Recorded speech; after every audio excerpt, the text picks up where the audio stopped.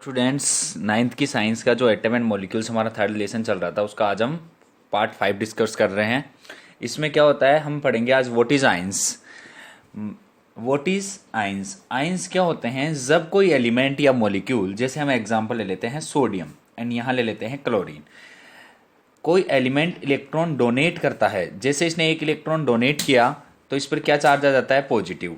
जब क्लोरीन कोई एक इलेक्ट्रॉन एक्सेप्ट करता है, क्लोरीन, या हम ऐसे लिख सकते हैं इसको, क्लोरीन प्लस 1 इलेक्ट्रॉन, तो क्लोरीन पे क्या आ जाता है? Negative charge.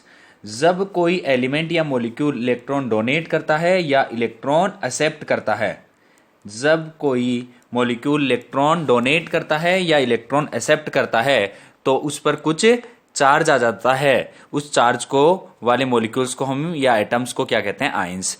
दो प्रकार के आयंस होते हैं, एक पॉजिटिवली चार्ज होता है और एक नेगेटिवली चार्ज। जिस पे प्लस पॉजिटिव आता है, प्लस आता है, वो पॉजिटिवली चार्ज आयंस होते हैं। इनको हम कैटाइंस कहते हैं, कैटाइंस कहते हैं। और जिन पर नेगेटिव चार्ज आता है उनको हम एनाइंस कहते हैं। आयंस क्यों फॉर्म होते हैं? आयंस इसलिए फॉर्म होते हैं कि हमारी जो केमिस्ट्री है, केमिस्ट्री में हमें ऐसे बताया जाता है कि जैसे कोई भी मॉलिक्यूल, एक होता है octet role, octet rule. Octet rule ये कहता है कि सभी जो मॉलिक्यूल्स होते हैं अपने आउटर मोस्ट सेल में, आउटर मोस्ट सेल में 8 इलेक्ट्रॉन करना चाहते हैं। कितने इलेक्ट्रॉन करना चाहते हैं? 8। जब आउटर मोस्ट सेल में 1 इलेक्ट्रॉन हो जाता है तो कंपाउंड्स क्या हो जाते हैं? स्टेबल। कंपाउंड्स क्या हो जाते हैं या मॉलिक्यूल्स क्या हो जाते हैं? स्टेबल, या कोई भी एटम स्टेबल हो जाता है। जैसे हमने सोडियम को देखा तो सोडियम 11 नंबर पे आता है, तो इसका इलेक्ट्रॉनिक कॉन्फ़िगरेशन देखिए तो पहले 2 होगा, फिर दूसरे सेल में 8 होंगे और थर्ड सेल में 1 बचेगा।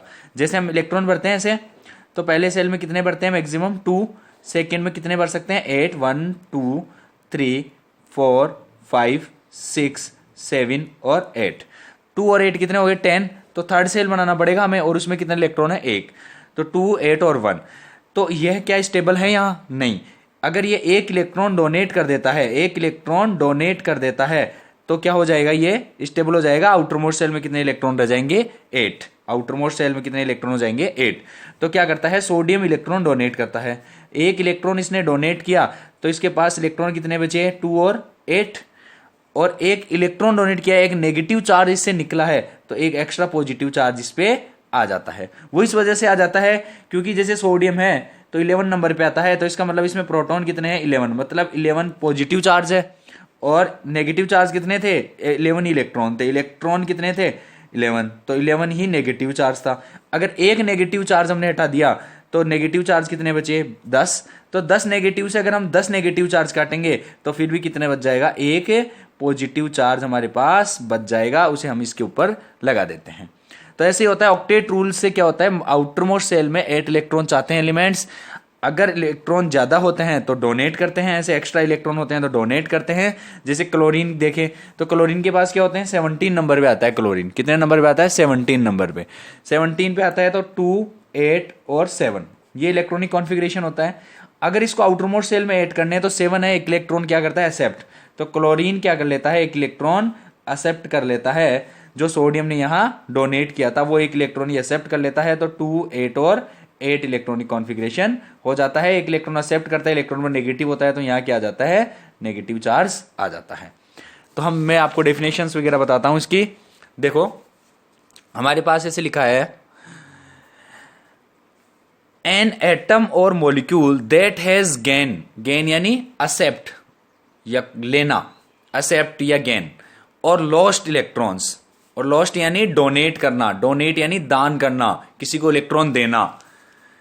एन एटम और मॉलिक्यूल्स दैट गेन और लॉस्ट, जब कोई मॉलिक्यूल या एटम इलेक्ट्रॉन लेता है या देता है, गिविंग ए नेट पॉजिटिव और नेगेटिव इलेक्ट्रिक चार्ज, तो इन पे कुछ या तो पॉजिटिव या नेगेटिव चार्ज आ जाता है। The atom is called ions, उनको हम क्या कहते हैं? आयंस कहते हैं।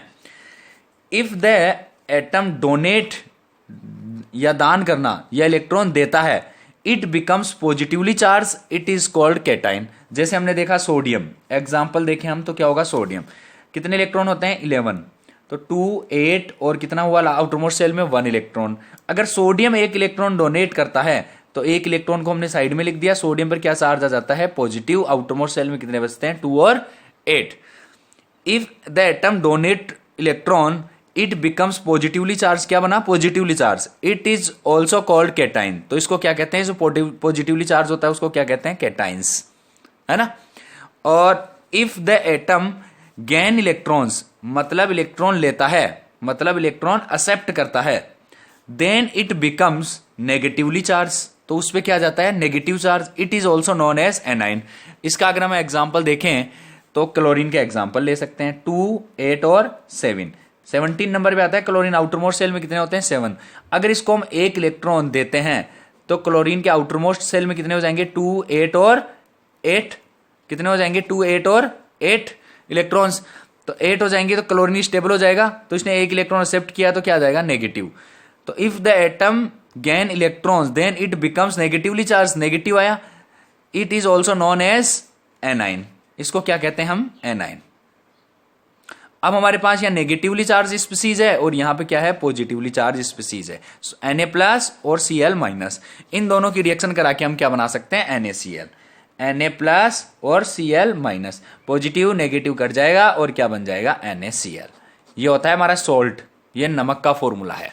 ऐसे हम आयंस फॉर्म करते हैं, अब नेक्स्ट क्लास में देखेंगे।